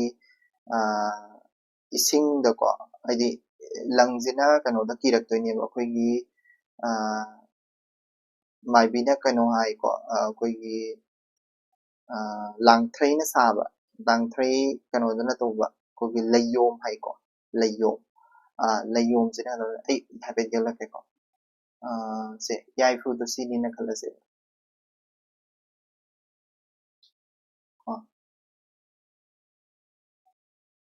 yai fu ne usi ko ani duna mi ani duna pai de ni ko mamani de gi se gi lang ani tholak to ne lang ani pai bani ko lai haraoba da dum yeng ko mai gi ikau khat pada u ni ko lai haraoba pai bani se ni pai ani lang ji swai pai ra kanda mai ba mai bi ani na traga mi ani na se da pai na ra kanda mi ani na pai san bani ko mai ba mai bi amana ra kana pai sala kanda aduga last ka dawge ha kana sigi lang ja ani mak se pula pai salaga ko ani mak se pula pai salaga ko gi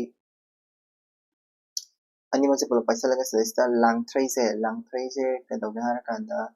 koigi langthrai se maton haitare ko langthrai maton myam ama koigi la na swai chaptoine ko la na swai chappa la ni ko se la na swai chappa langthrai maton se mapan ne aduga taret ne ko mapan ama taret ama ꯁꯨꯃꯥꯏꯅ ꯌꯣꯝꯗꯣꯏꯅꯦ ꯃꯥꯄꯟ ꯁꯤꯒꯤ 9 ꯌꯣꯝꯃꯤꯁꯤꯅ 9ꯒ 7ꯒ ꯌꯣꯝꯃꯤꯁꯤꯁꯨ region ꯂꯩꯀꯣ ꯑꯗꯨꯒ ꯁꯤꯁꯦ ꯇꯣꯉꯥꯟ ꯇꯣꯉꯥꯟꯅ ꯌꯣꯝꯗꯣꯏꯅꯦꯕ ꯑꯗꯨꯒ ꯃꯥꯁꯦ ꯄꯨꯂꯞ ꯄꯨꯟꯅ ꯄꯥꯏꯁꯟꯈꯤꯕꯅꯤ ꯁꯤꯗꯩꯁꯤꯗ 9 ꯑꯃꯅꯦ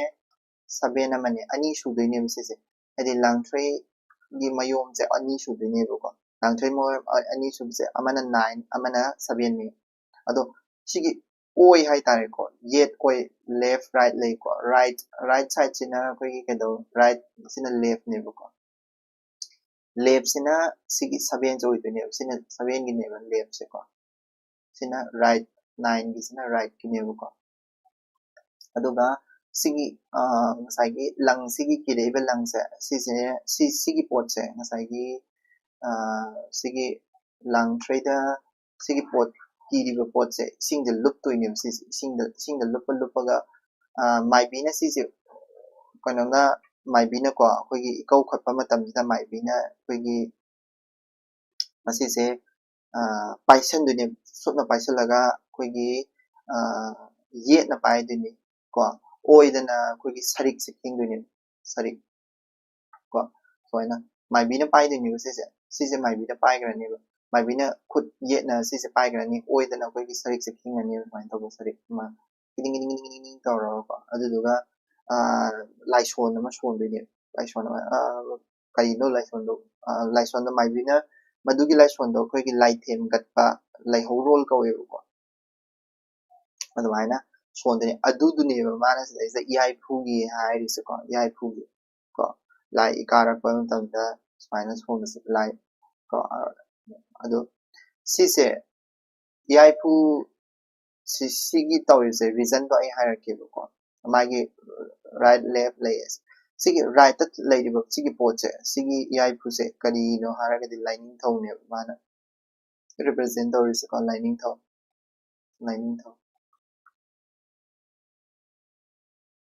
ko lining thaw ending ngasai akogi laisem lon dagi lakpane haido proof tawrei ni ko sina lain aikogi kai haini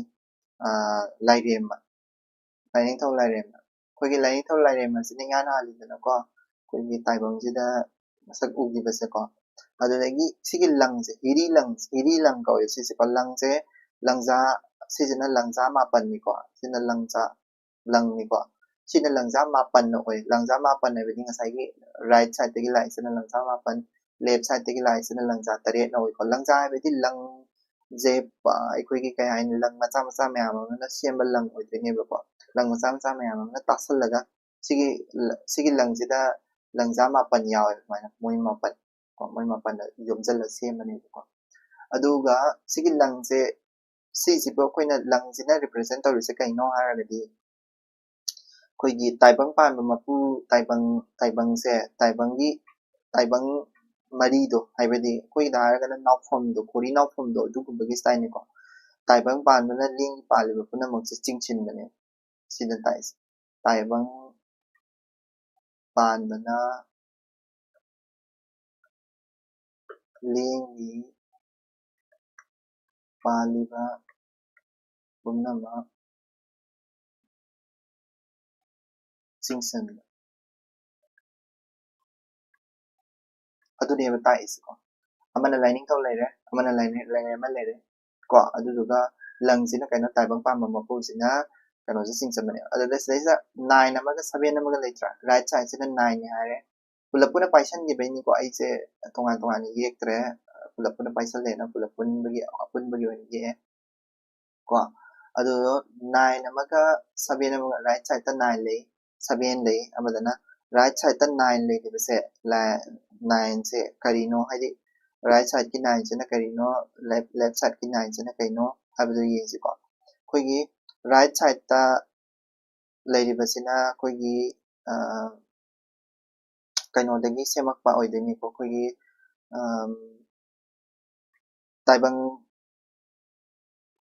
taibang semakpa matamda yana na semgibase nupa da haragana koigi nupa taret ko sida supanbado masai wareng su panbado laibang thau ko sigi 9 se moise laibang thau taret ko laibang thau mapan sorry laibang laibang thau ko laibang thau mapan du ne yana amada laibang thau mapal de semi ko laibang thau mapal aduga lairema lairema tare semi lairema tare lairema tare ne laibang thau mapan ne semi ya amada laining thau lairema ani ne ko adugi semi ba guru sida bana semi ba mapan moi tare to adu duni sis langthrai jina tais langthrai mapan langthrai tare mayong jina tais ko adu daga moi ising da lupi dana ko se ising da lup to ni sis ko ising da lup sis ising da lupi dana ising da lup ko ising da lup ga sum chup lup to ni ko ising da ko ko ado ising da lupi se kai gino haragadi ising da lupa se sigi se akoina ikouba ko ikouba na haido sagi pura whole process to ikouba se tawri se kai gino haragadi hana taibang se ising tarang da lerami haido ulgini ising tarang da lerami haidro ising na to oirami na taibang pan se ising tarang oirami ko haidu utpa gyan tarina ikouba ising da lupi ba kholi ba tawri ba ram se ising tarang da lerami haido ulgini gyan tare ko aduga sigi chafu se right left side animak ki chafu animak se akoina with sigi chafu animak se akoina malem prithvi se khane malem se chafu se bu koin chafu se malem ne khane chafu gyan thani ko malem ne khane ko aduga maibi na kano se sa doi ni ahamada kontharo laina sai ko kontharo lai se kino सिजेसना कोई कोनियक अमा हाइदि कोई सना लुपा खरा हा हमदा थादैबो दामा चे अंदर तौरगा कनो इसिगी इहाई फु से तौत्रिङै द इकौ खटप से तौत्रिङै द को अहामदा खयोम से लाखरनि को खयोम लाइ से कइगिनो खयोम लाइ से कइगिनो अखोइगी लाइ हराउ मतमना खयोम लाइ से कइगिनो टेक तकाय दबा करि करा तौदना बा हाइदि kai haini lai harau da fasana mapung phana pangthokna bagi damak ta ko khayum je lakpani ko khayum je laktingai dagi hawraga kogi maibina jagoi am khak sai ko maibina si ikau khat pase uraga di khangne ko kogi ture mapan am da la ani ture mapan pukhi mapan am da la ani ikau khat pana bagi adada ikau khat pase danga sai gi kano do maibina jagoi am khak sai ko ikau khat pase maibina jagoi am khak sai maibina jagoi sab se ikau khat bala pase ko sai dum iyam okay yani na khayom lakpa disda ikau bala pase maibina jagoi am khak sai maibina se ya ma da jagoi am sabani ko sai maibina jagoi sise maibina jagoi sabase ikau khat bala pa dani ko sadi se ikau khat bala pase direction mari da all sani re jagoi am sai mai makut ta chapu aidi mai makut ta koigi chapu aidi chapu ani do pai ra sani mai chapu ni je pai ko mai aidi kano pena ma tawra ko pena ma tawra aidi koigi pena ma tawra koigi kano tawra sani mai bi ne jagoi am sani sigi jagoi sai se sigi reason se harake mana jagoi am sai sigi mai bi ne jagoi sai se koigi haraba aina ko haraba koigi ibidau pakhang basini ko haraba se ko ibidau pakhang basigi ibidau pakhang bana ko ibidau pakhang bana kano do lais mangonda laisembagi kano se paul se kano se pide na ko mana loi thu taibang je thugai ri dana ko taibang je thugai ri dana ibidau pakhang bana ko taibang je thugai ri dana ko laisem la ko ta yara haw khorok ko tam da laisem la tam da leibak se lo da ko ibidau pakhang bana leibak je thugai ri dana ko leibak thugai ra ko adadaida kari dawe nong thang lai mana kalli dana nong thang lai mana tholaga nong thang lai mana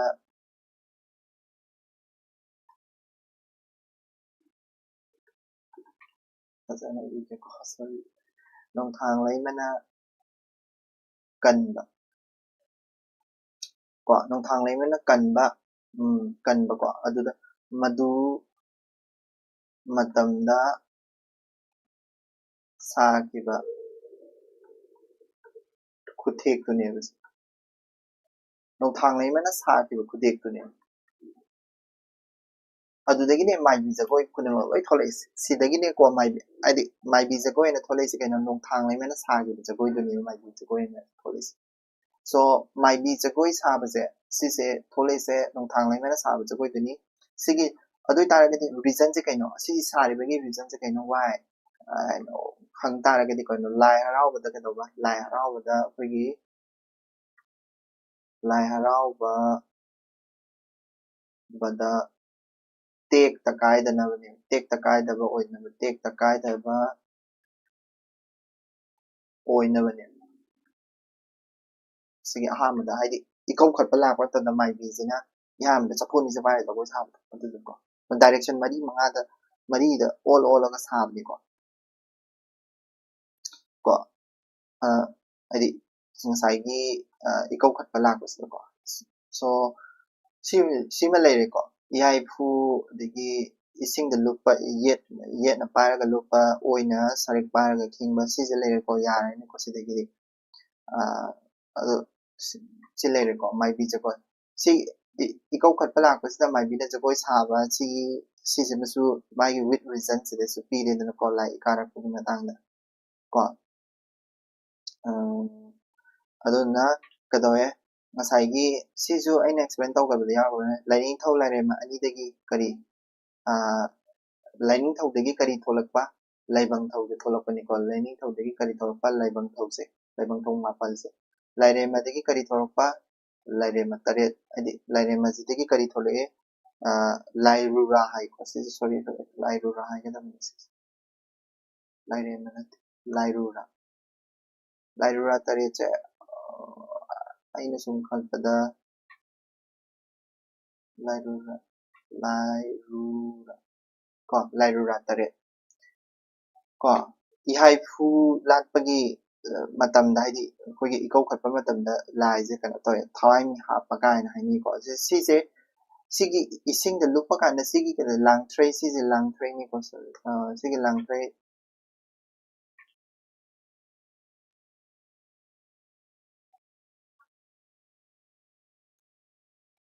sigi lang tray se horen purakanda moise ikau khatpa lorakanda purakanda ngasai ihai phu dagi lauthoga khogi ngasai mitam sara leidana ko kana da khogi lai haraoba mitam sara leidana ko lai mitam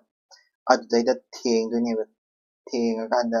magi lai thawai happa kaweba lai thawai hapdoine adudagi lai haraoba se haugidoineba ko sidagi haugidoineba ko aduduni ko same process ne ko sida satuse yani ko sida aduga laibawla thaba haina masu tawe khogi kanoda sisidi sumnagi normal process tuni ko normal process na tawbani laibawla thaba ko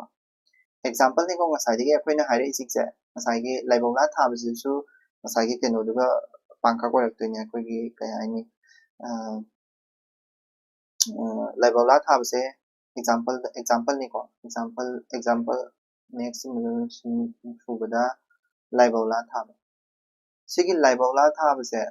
laibawla thaba sigi laibawla thaba se sisiga kariga comparison tawga harakanda khogi ising tarangda taibang mapuna ising tarangda leirangmas ising tarangda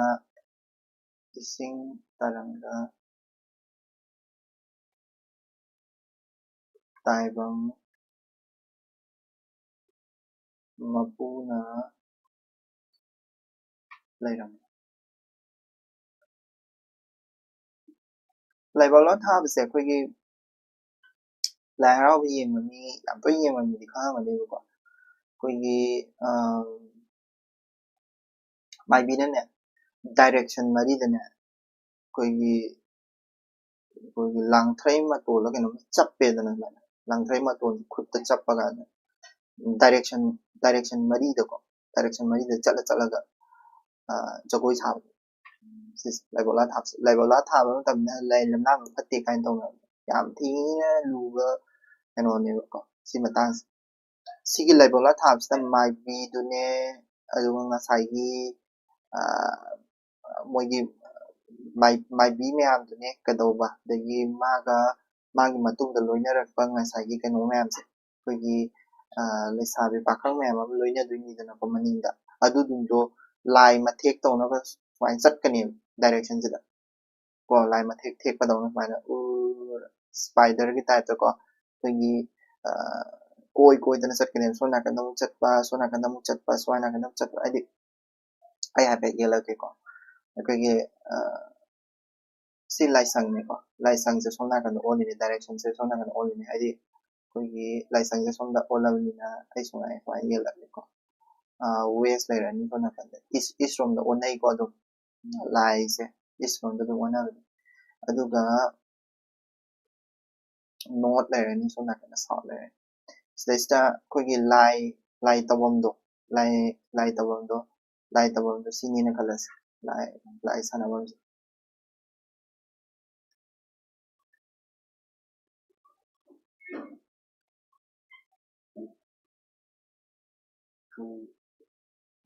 ꯀꯣ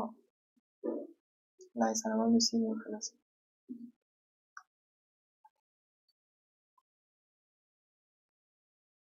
ꯀꯣ ꯂꯥꯏ ꯁꯥꯟꯅꯐꯝꯁꯤꯗ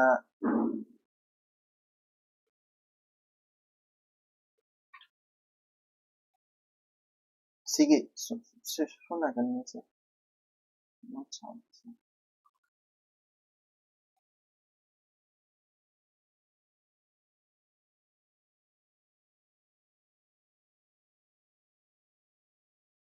okay ꯁꯤꯗꯩꯁꯤꯗ ꯌꯦꯡꯉꯨꯀꯣ ꯁꯣꯝꯗ north south ꯏꯁ ꯋꯦꯁꯀꯤ ꯃꯇꯨꯡ ꯏꯟꯅꯗꯤ ꯁꯣꯝ ꯅꯥꯀꯟꯗ ꯀꯧꯕ꯭ꯔꯨ ꯂꯩꯔꯅꯤꯀꯣ ꯁꯣꯝꯗ ꯊꯥꯡꯖꯤꯡ ꯂꯩꯔꯅꯤꯀꯣ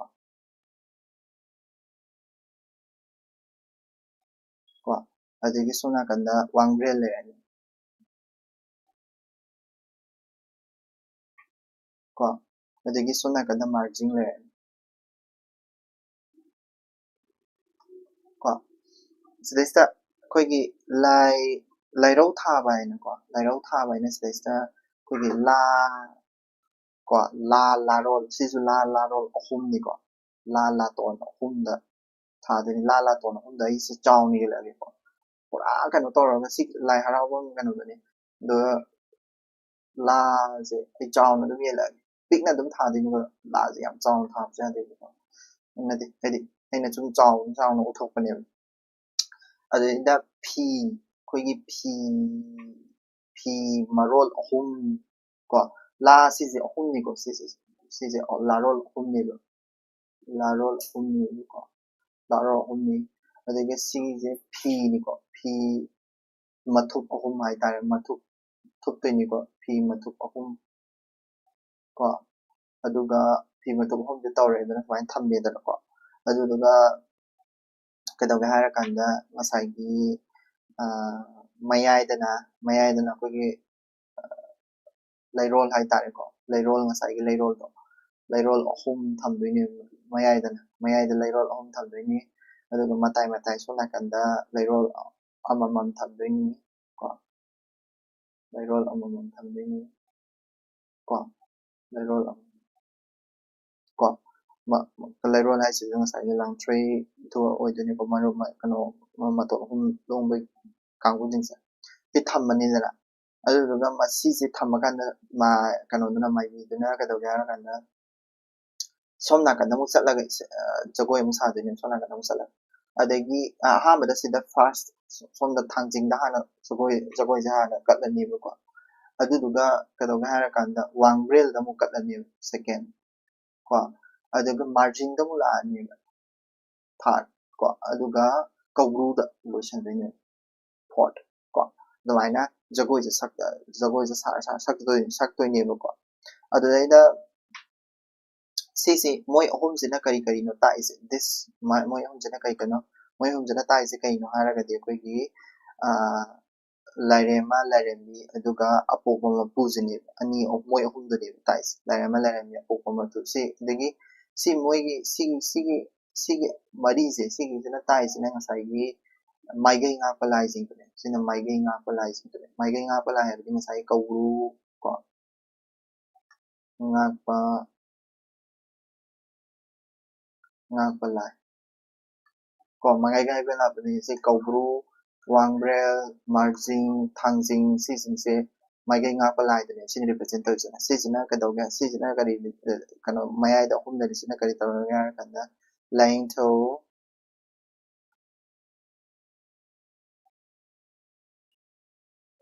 ꯂꯥꯏꯅꯤꯡꯊꯧ ꯂꯥꯏꯔꯦꯝꯃ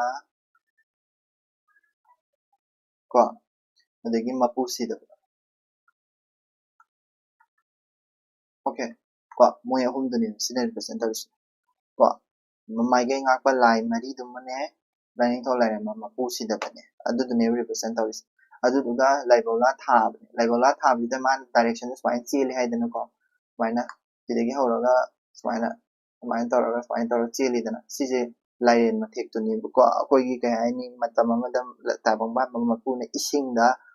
ꯀꯣꯏꯆꯠ ꯆꯠꯂꯒ ꯂꯩꯔꯝꯕꯗꯣ ꯑꯗꯣ ꯁꯤ ꯂꯥꯏꯕꯧꯂꯥ ꯊꯥꯕꯁꯤꯗ ꯍꯧꯖꯤꯛꯀꯤ ꯀꯩꯅꯣꯁꯤꯡ ꯏꯟꯅꯕ ꯃꯤꯁꯤꯡꯗꯨꯅꯁꯨ ꯀꯣꯏꯆꯠ ꯆꯠꯄꯅꯦꯕ ꯁꯨꯃꯥꯏꯅ ꯇꯧꯔꯒ ꯁꯨꯃꯥꯏꯅ ꯆꯠꯄꯅꯦ ꯁꯨꯃꯥꯏꯅ ꯇꯧꯔꯒ ꯆꯠꯄꯅꯦ ꯑꯗꯨꯗꯨꯅꯤ ꯃꯥꯒꯤ ꯗꯥꯏꯔꯦꯛꯁꯟ ꯆꯠꯄꯗꯨꯒꯤ ꯗꯥꯏꯔꯦꯛꯁꯟꯗꯨꯅꯤ ꯃꯥꯅ ꯆꯠꯂꯤꯕ ꯃꯑꯣꯡꯗꯣ ꯁꯨꯃꯥꯏꯅ ꯂꯩꯗꯅꯒ ꯆꯠꯂꯤꯕ ꯃꯑꯣꯡꯗꯣ ꯃꯇꯝꯗꯨꯗ ꯑꯩꯈꯣꯏꯒꯤ ꯀꯩꯗꯧꯕ ꯇꯥꯏꯕꯪ ꯄꯥꯟꯕꯅ ꯇꯥꯏꯕꯪ ꯄꯥꯟꯕ ꯃꯄꯨꯅ ꯏꯁꯤꯡ ꯇꯔꯪꯗ ꯂꯩꯔꯝꯕꯗꯣ ꯏꯔꯣꯏꯔꯒ ꯏꯁꯤꯡ ꯇꯔꯪꯗ ꯂꯩꯔꯝꯕꯗꯣ ꯑꯗꯨꯗꯨꯅꯤ ꯎꯠꯂꯤꯁꯦ ꯀꯣ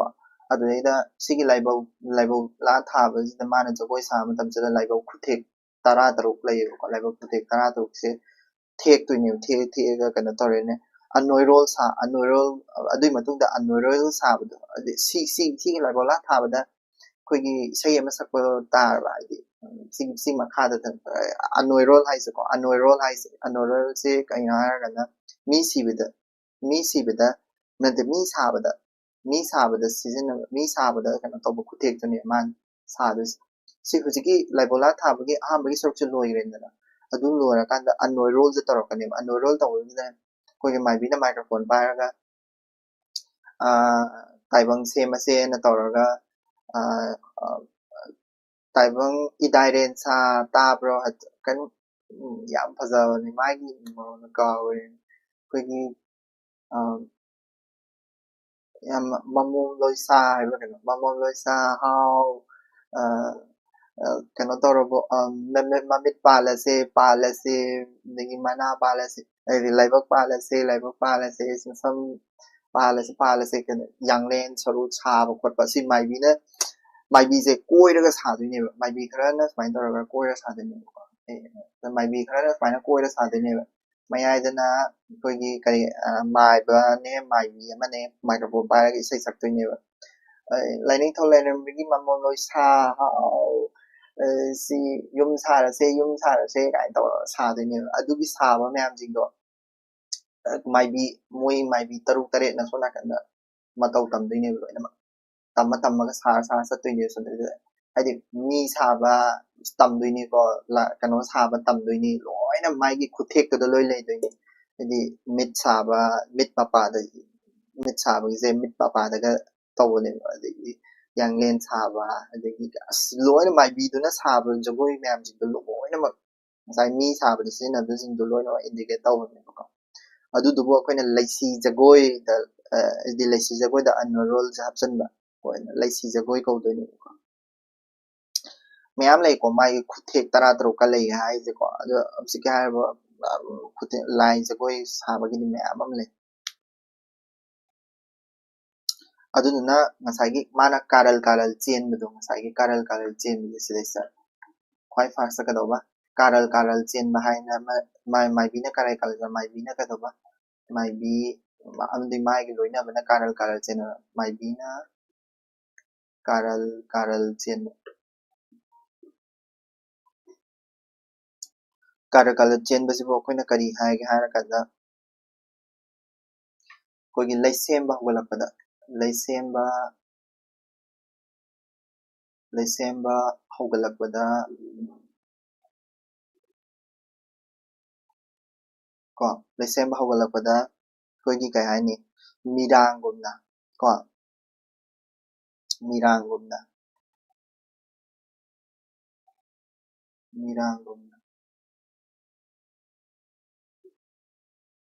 ꯄꯥꯐꯜ ꯁꯦꯝꯕꯗꯨꯅꯤ ꯂꯩꯁꯦꯝꯕ ꯍꯧꯔꯛꯄꯗ ꯉꯁꯥꯏꯒꯤ ꯇꯥꯏꯕꯪꯄꯥꯟ ꯃꯄꯨꯅ ꯂꯦꯡꯕ ꯆꯠꯄ ꯑꯗꯒꯤ ꯀꯩꯅꯣ ꯁꯦꯝꯕ ꯍꯧꯒꯠꯂꯛꯄꯗꯨꯅꯤꯀꯣ ꯁꯦꯝꯕ ꯑꯗꯨꯒꯅꯤ ꯃꯥꯅ ꯇꯥꯏꯗꯣ ꯃꯥꯏꯕꯤꯁꯤꯅ ꯀꯣꯏꯆꯠ ꯆꯠꯂꯦ ꯀꯣꯏꯂꯦꯡ ꯂꯦꯡꯉ ꯇꯥꯏ ꯍꯥꯏꯗꯣꯀꯣ ꯑꯗꯒꯤ ꯑꯃꯨꯛ ꯄꯦꯅꯥ ꯁꯛꯄꯗ ꯍꯩꯔꯧ ꯍꯩꯌꯥ ꯍꯥꯏꯅ ꯁꯛꯏꯕꯀꯣ ꯄꯦꯅꯥ ꯁꯛꯄꯅ ꯀꯩꯗꯧꯋꯦ ꯄꯦꯅꯥ ꯁꯛꯄꯅ ꯀꯣ ꯍꯩꯔꯧ ꯍꯩꯌꯥꯅ ꯁꯛꯏꯕ ꯍꯩꯔꯧ ꯁꯤ ꯃꯇꯝꯁꯤꯗꯀꯣ ꯁꯛꯄ ꯍꯩꯔꯧ ꯍꯩꯌꯥ ꯍꯩꯔꯧ ꯍꯥꯏꯁꯤꯅ ꯀꯩꯅꯣ ꯍꯥꯏꯔꯒꯗꯤ ꯍꯩꯔꯧ ꯍꯥꯏꯁꯤꯅ ꯑꯁꯤ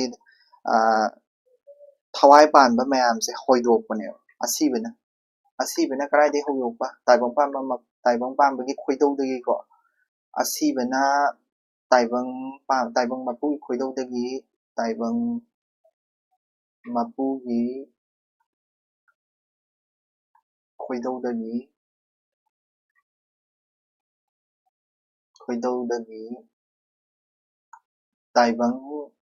ꯇꯥꯏꯕꯪ ꯄꯨꯝꯅꯃꯛꯁꯦ ꯍꯥꯏꯗꯤ ꯀꯣ ꯊꯋꯥꯏ ꯄꯥꯟꯕ ꯄꯨꯝꯅꯃꯛꯁꯦ ꯍꯣꯏꯗꯣꯛꯄ